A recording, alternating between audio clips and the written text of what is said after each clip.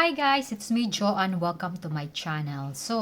Our topic for today, yung pag-uusapan natin ngayon guys is about yung panic attack na umatake siya sa gabi and how I overcome with it, you know. And luckily, I'm very thankful kasi now and then hindi na siya umaatake. But before talaga, umaatake talaga siya. Every night talaga siyang umaatake. And then, it happens with it when it's 1 or 3 hours na natutulog ako. And then, suddenly, I woke up and then I have this strange feelings of my heartbeat, and then I'm trembling and trembling from inside, you know, and you feeling like you're trapped, you know, you trapped in your body, and you feel like, you know, like you feeling like you want to escape but you couldn't, you know, you cannot escape with it, you know. And uh, and you always think like there is no coping mechanism when it works, you know, like yeah, you want to try to, you know, you want to try to relax but you couldn't relax because it's, you know, yung atake niya is really high, it's very very strong, you know, it's to the point, it's like it's above kasi natutulog ka, and then suddenly you just woke up, you know, and you just like you have like your heart is pumping very hard, and you couldn't feel it, the every bit, like every bit in your ears, like, you know, yung ano, yung pag, you know, yung pagtibok ng puso niya, para talagang lalabas sa ano, sa tainga mo, and then your stomach, it feels like it's punched, and it feels like you have someone they punch it, and even also your fingertips, you know, yung fingertips mo, and then your chest, it was tight, and gas, and like gas air inside, na parang naninigas yung ano mo, yung tiyan mo, and it's difficult to talk. I also had that. It's really difficult to talk, and it's so devastating.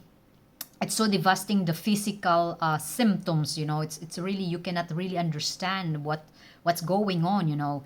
And especially, mine is just like, especially when they came out of seemingly, you know, like somewhere, you know, in the middle of nowhere, because you are sleepy, and when you wake up you cannot really understand, and you cannot even yourself, you didn't know yourself when you wake up and when you're having your panic attack. And you know, when I because of this panic attack, my recovery now, I start accepting these mental disorder, because this is the only way. I know it's very difficult, you know, for people that they're having this mental disorder to accept, you know, to acceptance, because hindi natin naiintindihan kung ano yung nangyayari sa ating sarili. And then to the point also that they came out like, you know, na it's like, they came out like a physical experience, you know.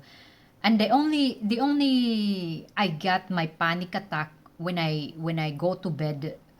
Before I didn't know, you know, before I didn't know why it happens, you know, why it happens, and especially in the evening, because over the day, you know, I think because I'm trying to avoid it when it's whole day, like whole day of my day, so I'm trying to avoid it, not to attack, not to happen the panic attack. So of course, if it's like, you know, if you are stressed whole day, you're stressed because you're trying to, you know, you're trying to stop it, you're trying not you know, not to be happen again with this kind of attack, of your panic attack. And so yes, every time I got my panic attack at night, it is really difficult to, you know, to calm, especially during the high moment, you know, the high moment of my attack. And it's really like overwhelming, and then overwhelming, and then it's really like irritating because you cannot explain it, what's going on, what's happening, because you just like sleepy, and then suddenly you wake up, you have this your heart is beating fast, and you couldn't breathe, and then you want to escape, but you cannot. You feel like you cannot escape, and you're stuck somewhere that you didn't know why. And then this panic attack, they always happening every time when my husband is not home, every time when he was at work, because when my son was still small, I always it's almost every night it happened, and I'm scared to go to sleep. I'm scared to go to sleep, and I always wake my husband to come home, and because I'm not very comfortable if I'm home alone with my son, because my son is still small at the time, around 2 years old and a half. And I always said to myself, it's okay if I'm alone, it's okay if I pass out here, if I get my heart attack here, if I get my stroke here, it's okay. And as long as they have someone they can take care of my son. So I'm always, that's the only, the only get trigger me much, because I'm worried too much to my son. I'm not worried and I'm not scared that gonna happen my panic attack, but I'm just worried that who's the one they gonna take care of my son if they have something happen to me here. And he would just wake up and he was crying, and it's just like, it is really difficult in the time. It's just like really chaotic. It's my life before this happening, my panic attack. It is really just like really up and down. And then I recovering from an anxiety disorder and then panic disorder altogether. So I have to start with it. Needed, to manage. I have to manage my stress during the day. I have to manage my stress from, transportation, because I also had stress with that. Everybody of us, we have also stress from, transportation. I don't. Yes, I can say I have a stress from work. That's normal, because you feel exhausted, you feel tired, because you said, you can say yourself, okay, I'm tired because I work whole day.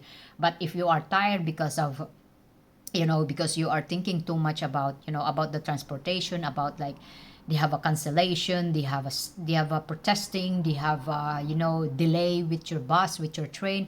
It's something like that. It's very, it is very difficult to because it is really, kumbaga, nakaano sa yung system talaga yung ganung mga yung ibang stress na akala mo is just like your stress like that. If for me, hindi ko tinitingnan yung trabaho ko as a stress. For me, yung stress ko talaga is nanggagaling sa transportation, just because I'm just like irritating na, just what I said, I don't like it that I'm late, I always want to be on time. So, there are the more like tolerance that you have for stress, for stress that spikes without them, trigger na hindi natin nararamdaman. And then to the points when we go to sleep, and then they just happen like that, and we wake up, and then I wake up like it's like my like what my condition is, just like I'm having like pumping very hard and difficult to it seems like you cannot breathe, and it's burning my skin. And then like my face is very very warm, and then don't go down, it's like cold, and you cannot really explain it, you cannot really understand what's going on to yourself. So, and then of course, for to overcome with it, paano ko na-overcome itong aking attack every time na having this panic attack.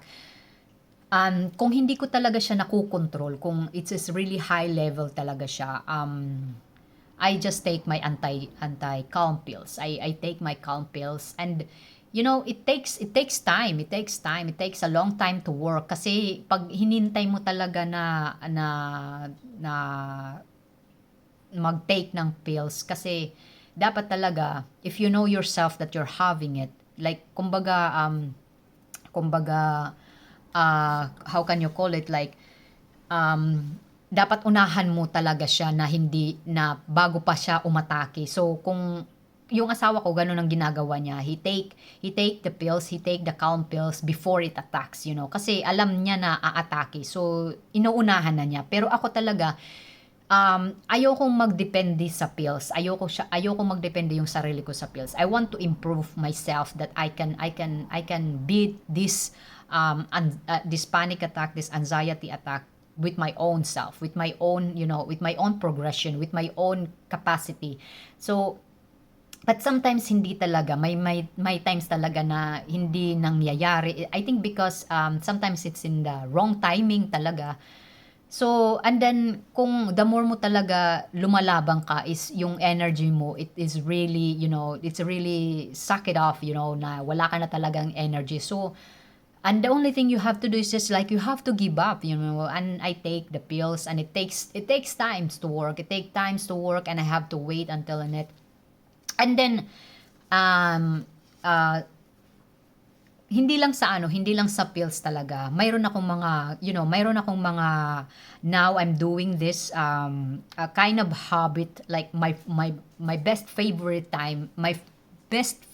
habit that I always did is like I'm doing my meditation. Meditation, it helps. I do meditation for 50 minutes, especially after, after whole day, after the whole chaotic day, whole work, whole day of my work, whole day for going outside, for, for the busy world, busy life, being human every day like that. And I always doing this meditation. It helps, it helps to release the tension of your body, in your system. It's just like detoxifying yourself, detoxifying your muscle, your tense that it happen, it connect, I mean it, yung parte ng katawan mo na kung saan nanggagaling yung tense. Kasi ako tense ako pag pumapasok ako sa trabaho, sa transportation. Yun ang ginagawa ko. Ito yung pinaka, aside from taking pills, ang calm pills, I taking this meditation. I do this meditation before I go to sleep. And then, however, and I have also a few things that I always more talaga na it works to me since before, na hindi pa ako nagkakaroon nitong panic attack, nitong anxiety. When I was still in the Philippines, I have a journal, like I have a book, like a journal book, and I always like write it down, all what's happening in my whole day, even if it's bad or good days. It's just like rainy days, shitty day, winter day, or when I was in college also, I always write it down every day, that ano yung nakakapa-trigger, ano yung nakaka-pressure sa akin sa studying. Or if I hate someone, if I'm angry with my mom, if I'm angry with my aunt, if I'm angry with all people around me. So I always write it down, I always express my feelings. I want to release this kind of tension in myself, because I couldn't say that in personally, because I always thinking, iniisip ko yung mga taong masasaktan ko if I say this, direct to the point. But it's better na direct to the point ka sa mga sinasabi mo, sa salita mo. But may mga deal kasi yan, may mga consequences diyan, being a direct person. May mga deal din yan. Dapat maging careful ka din kung ano yung anong lumalabas sa bibig mo, kasi hindi mo alam itong taong ito, very fragile, just like also you. So ako, I'm always be careful. Like for example, if I hate my mother-in-law, I always write it down. Kasi before, doon nang gagaling talaga yung yung kumbaga nagtre-trigger doon yung yung aking panic attack, and I always write it down, everything, kung ano talaga yung bumabagabag sa aking isipan. Kasi yung ating isipan, hindi talaga yan, kahit natutulog tayo, yung ating isipan, they're still working, they're still working. And to the point, that's why I woke up, I'm having this panic attack, kasi yung isip ko, hindi talaga siya kumbaga hindi siya nagre-relax. So, kung ano yung ginagawa ko, and kung anong yung ginagawa ko, nilalabas ko lahat yung aking mga nasa isipan ko, that I want to empty this, I want to write it down, everything. Kahit yung circle lang, I always doing that, pabalik-balik na circle, kasi may time talaga na, yung blackout, yung isip mo, but it still keep on working, it's keep on doing his job, but understand what's going on, what is it, what's happening, yun talaga yung yung mga symptoms ng mga panic attack and anxiety na hindi mo talaga siya mai-explain kung ano yung nangyayari, kung ano pa dapat yung i-response mo. So hindi mo alam. So before hindi ko talaga alam paano ko i-manage yung aking anxiety at panic attack. Sa tuwing ito yung umaatake before, kasi yung kasagsagan talaga ng aking panic attack, every night talaga na hindi ko talaga alam, na out of the blue like that, na nagigising ako, na I have a palpitation, and then I'm sweating, and then I feel like I'm dying, and then I'm scared. I'm scared. I'm scared to die. I'm scared to fall off. To pass out, because I'm always thinking, sino yung mag-aalaga sa anak ko? That I always like thinking, I'm always focusing to my son. I'm not focusing to myself, kasi like even though like this, like even I'm having my panic attack, I'm still focusing with my son. I'm still thinking about my son, about what's going on, what gonna happen to my son. So it was like really which is not good, kasi yung fears mo talaga, yung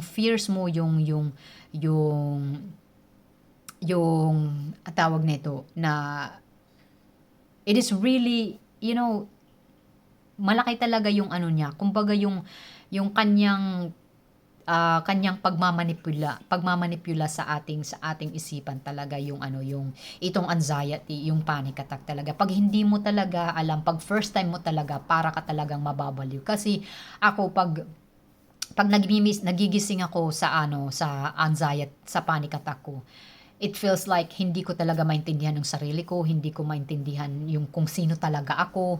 And then a lot of doubt of myself, a lot of para kang nababalisa, na hindi mo maintindihan, na para kang maluloka talaga pag hindi mo alam. But I'm very thankful now that I overcome.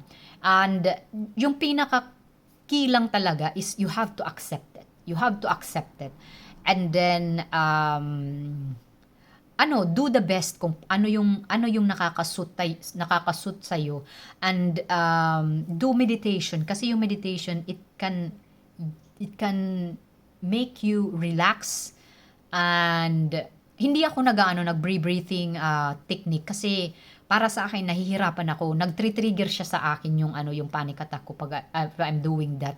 And also, like sabi nila, pag may panic attack ka, yung parang para siyang paper bag, na ka doon, kumbaga inhale mo yung yung hininga mo doon, like you have to breathe there.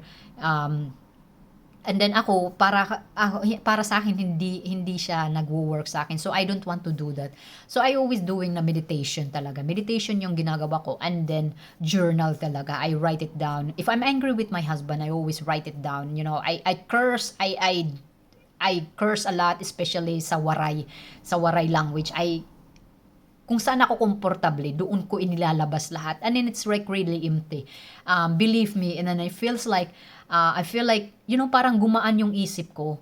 Yung parang, yes, it's still there. It's still there yung kumbaga yung anxiety mo, yung panic attack mo, yung intention mo, nandun pa rin siya. Pero yung ginhawa ng isip mo, it is really, they release everything. So I always keep all that papers. I still have it. Marami akong mga papers, na mga notebook, na as in talaga yung mga journal ko. So every time na-encounter ko yun, nakikita ko yung mga books na yun, I always read it, and I always say, oh shit, this is a shitty day in my life, na I always write it down. So parang naano ko rin, parang overcome ko lahat yung itong mga nangyayari sa akin. And I said to myself, I'm very thankful that I experience this, and hindi siya talaga and also yung Camilla tea, yung tea talaga na kailangan, yung talaga yung tea na nagpapa-relax talaga sa akin, aside from pills, aside from meditation, aside from journal, aside from aside from tea, drinking a tea, acceptance talaga is a key, that you have to accept yourself, na ganun talaga. May mga tao talaga na ganyan ka. A lot of people these days na nakakaano ba, na tawag nito, pwede ka bang maka-recover? or tawag nito kumbaga mag-healed. I think yes, they can. Mayroon din itong tawag nito na may kumbaga may hangganan din ito. But hindi ko masasabi na hindi siya mawawala. Of course, yung anxiety at panic attack, nandyan na pa rin yan. Kasi karugtong kasi yan ng ng stress. Habang may stress tayo, habang buhay ang isang tao na nakakaranas ng stress, at hindi mo makontrol yung stress mo, it will goes to anxiety attack, anxiety disorder, panic attack, panic disorder, and then depression. So, it depends talaga sa kung papaano natin i-handle yung ating stress. Kasi may mga taong sinasabi nila na ako ay na overcome ko or naging free anxiety ako, naging survivor ako sa anxiety at sa panic attack is just only a few months. Mayroon talaga kasi yan of only a few months. It depends how you handle your stress, how you handle your panic attack, how you handle your anxiety. Kasi ako kasi 12 years na talaga akong nakikipaglaban sa aking anxiety at 7 years sa panic disorder. May mga time talaga na syempre hindi natin maiiwasan na magkakaroon tayo ng stress sa ating buhay. And then ako, of course, yung pills talaga, yung calm pills talaga, it helps. It helps to me, but hindi ako nagdedepende sa pills lamang. I want to do it with with my own, and I try my best first.